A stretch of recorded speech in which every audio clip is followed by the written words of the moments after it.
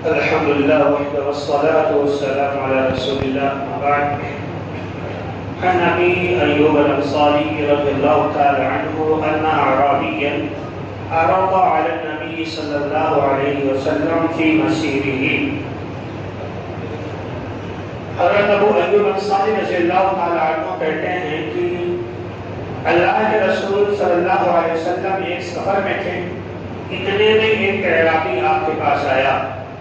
فقال، اس عراقی نے کہا، اخبرنی ما یقربنی من الجنہ، اللہ کے نبی مجھے ایسا عمل بتائیے وہ عمل مجھے جنت کے قریب کر دے.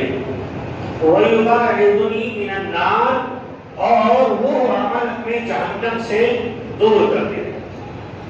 غور کرنے والی بات یہ ہے کہ جن کی تربیت، جن کی پرورش اللہ کے نبی صلی اللہ علیہ وسلم کر رہے ہیں، جن اصحاب کی موجودگی میں جن کی نظروں کے سامنے کلام الہی کا نزول ہو رہا ہو، جن کے سامنے رحمت کائنات موجود ہیں، ان کو بھی اپنے جنت کی اتنی فکر ہے. اور سوال اتنا بہترین، اللہ کے رسول ہمیں ایسا عمل بتائیے جو مجھے جنت سے قریب کر دے، ایسا عمل بتائیے جو جہنم سے دور کر دے. آج ہمارا سوال کیا ہوتا ہے؟ انسان کا ذہن جس چیز کا عادی ہوتا ہے، انسان جیسا ذہن بناتا ہے، سوال بھی ویسا ہی اس کا ہوتا ہے. آپ کے ذہن میں اگر خرافات ہے تو آپ کی زبان سے خرافاتی سوال ادا ہوں گے. اگر آپ کے ذہن میں جنت کی فکر ہے تو جنت والا سوال ہوگا. اگر آپ کے ذہن میں یہ ہے کہ میں جہنم سے بچ جاؤں تو آپ کے سوال ایسے ہوں گے تاکہ آپ جہنم سے دور ہو سکیں. آج ہمارے سوال کیا ہوتے ہیں؟ یا تو دو علماء کے درمیان تلنا کیا جاتا ہے، یا تو علماء کی علم کی آزمائش کی جاتی ہے، یا ایسا سوال رہتا ہے جس میں نہ دنیا میں فائدہ نہ آخرت میں فائدہ ہے. جان لیجیے اللہ کے نبی صلی اللہ علیہ وسلم کا پیارا فرمان ہے کہ اے لوگوں سنو، تم سے پہلے کی جو امتیں آئیں، سر فہرست بنی اسرائیل، جہاں ان قوموں کو اللہ نے برباد کیا ہے، برباد کرنے کی ایک خاص وجہ یہ تھی کہ وہ بیجا سوال اور خوف زیادہ سوال کیا کرتے تھے. تو انسان کو سوال کرنے سے پہلے سوچ لینا چاہیے کہ وہ کیوں سوال کر رہا، مقصد کیا ہے.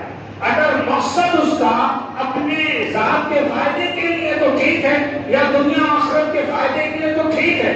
اگر علماء کا تقابل کرنا، ایک عالم کیا جانتا دوسرا عالم کیا جانتا، یہاں پوچھ کرتے گیا من کے مطابق جواب نہیں ملا، وہاں جا کر پوچھ رہا ہے، وہاں من کے مطابق جواب مل گیا تو اب اس عالم کی وہاں غیبت کر رہا ہے، وہاں پر من کے خلاف جواب ملا تو اس عالم کے پاس آ گیا. تو یہ جو آپ کام کوئیاں ناؤ کی طرح، کشتی کی طرح سمندر میں تیراکی کر رہے ہیں نا، آپ کی تیراکی جہنم کا سیل ہے. تو آپ اس سے نکلیں. سوال کرنے سے پہلے آپ کو یہ طے کرنا ہوگا کہ آپ کا سوال کس نوعیت کا ہے. آپ کا سوال کس نوعیت کا؟ ایسا سوال نہ ہو کہ اللہ کو ناراض کر دے، نبی کے خلاف چلا جائے اور علماء کی عزت نہ ہو اس میں. ایسا سوال نہیں ہونا چاہیے. کلام پاک میں اللہ رب العالمین نے کہا، یا ایھا الذین آمنوا، اے ایمان والو، لا تسألوا عن اشیاء تبد لکم تسؤکم. ایسا سوال مت کیا کرو، اگر سوال کا جواب مل جائے تمہارے مزاج کے خلاف تو تمہیں برا لگ جائے. ایسا سوال مت کرو کہ کہیں اس کا جواب آ جائے تو تمہیں شرمندہ ہونا پڑے. تو معلوم ہوا کہ ہمیں ایسا سوال کرنا ہے جس کے اندر سہن کرنے کی ہمارے اندر طاقت ہو. ایسا سوال نہ کریں کہ جب جواب آ جائے ہمارے من کے خلاف تو ہم ٹال مٹول کرنا شروع کر دیں. ساتواں قومیں اسی وجہ سے برباد کی گئی ہیں. بہرحال وہ ایک دیہاتی آئے، ایک عربی صاحب آئے، اللہ کے رسول مجھے ایسا عمل بتائیے میں جب وہ عمل کروں تو جنت کے قریب ہو جاؤں، اور وہ عمل جب میں کروں تو جہنم سے دور ہو جاؤں. اللہ کے نبی صلی اللہ علیہ وسلم نے کہا، تعبد اللہ ولا تشرک به شیئا، صرف ایک اللہ کی عبادت کرو، توحید پر قائم رہو اور شرک کے قریب مت جاؤ. اللہ کی ذات میں، اللہ کی صفات میں، اللہ کے افعال میں کسی کو شریک نہ ٹھہراؤ، اور کل کائنات کا خالق، مالک، مصرف، مدبر، سارے امور کا چلانے والا، سارے نظام کا چلانے والا، اعلیٰ اولاد دینے والا، اسی کو تسلیم کر لو، اسی کے لیے عبادت کرو. قل ان صلاتی و نسکی و محیای و مماتی للہ رب العالمین. کہتے میری زندگی، میرا مرنا، میرا جینا، میری نماز، میری قربانی، میری پوری حیات صرف تیرے لیے، اس رب کے ہو کر کے تم زندگی گزار دو، اس کے علاوہ کسی کے چوکھٹ پر در سر نہ جھکاؤ. سمجھ رہے؟ تو پہلی نصیحت یہ میرے صحابی کہ تم توحید پرست بن جاؤ اور شرک سے اپنا دامن بچا کر کے رکھو.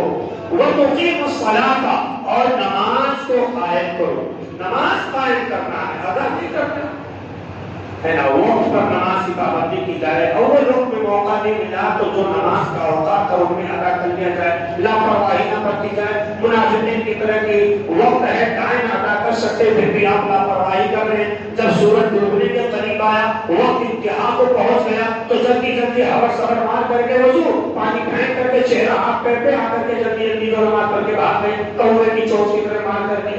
تو یہ نماز قائم کرنا نہیں ہے، یہ نماز کی توہین ہے. نماز قائم کرنا یہ ہے کہ اذان ہو گئی، وقت ہو گیا، آپ کے پاس وقت ہے تو فوراً آ کر کے باجماعت نماز ادا کریں. اگر اول وقت میں نماز ادا کرنے کی فرصت نہ مل سکی، آپ کہیں معذور رہے، مصروف رہے، تو ایسی صورت میں جو وقت ہو رہا ہے نماز کا ان اوقات میں کوشش کریں کہ نماز ادا کر لیں. لاپرواہی اگر کریں گے تو یہ منافقین کی صفت ہے، یہ نماز کی توہین ہے. یہ دو نصیحت ہو گئی. تو تم توحید پرست بن جاؤ، شرک سے دور ہو جاؤ، نماز قائم کرنے والے بن جاؤ. وَتُؤْتِ الزَّكَاةَ اور اپنے مال کا زکات بھی دیا کرو. وَتَصِلُ الرَّحِمَ اور رشتے کو جوڑنے والے بنو. یہ 4 نصیحتیں تھیں. انشاءاللہ آگے کے درس میں آئے گا. صلہ رحمی کسے کہتے ہیں، رشتہ جوڑنا کسے کہتے ہیں، رشتہ توڑنا کسے کہتے ہیں، اس لیے میں یہاں پر اسی تفصیل بیان نہیں کر رہا ہوں. تو یہ 4 نصیحتیں تھیں. اللہ کے رسول نے کہا تم جنت کے قریب ہو جاؤ گے، جہنم سے دور ہو جاؤ گے. پہلا کام یہ کرنا ہے، توحید پرست بننا ہے، اللہ والا بننا ہے، شرک سے دور ہونا ہے، نماز قائم کرنا ہے، زکات دینا ہے اور رشتوں کو جوڑ کر کے رکھنا ہے. اللہ رب العالمین سے دعا کرتے ہیں مولا کریم ہم تمام مسلمانوں کو پیارے رسول کے اصول کے مطابق، پیارے رسول کے فرمان کے مطابق زندگی گزارنے کی توفیق عطا فرما. اللہ ہماری ساری نیکیاں، ساری عبادتیں قبول فرما، سارے گناہ معاف فرما. آمین. وما علینا الا البلاغ المبین. والسلام علیکم ورحمۃ اللہ وبرکاتہ.